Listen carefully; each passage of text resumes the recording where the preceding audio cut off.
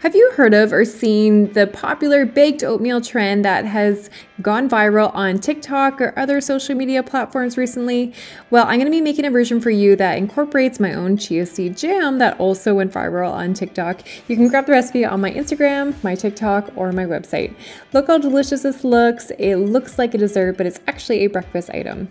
So to make 2 servings of the baked oatmeal, you're starting with 1 cup of oats that you're placing in the food processor, 2 bananas that are more ripe if possible, half a cup of milk. I used almond milk, that is my preference, 2 tablespoons of maple syrup, and you're adding 1 whole teaspoon of baking powder, and you're adding a bit of cinnamon for some sweetness. About 1 teaspoon is what I added.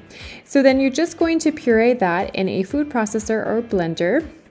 And then you're going to be adding that into 2 ramekins that I just sprayed with avocado oil. A side note, avocado oil is the most heat-resistant oil that I own, so that's why I like to use it.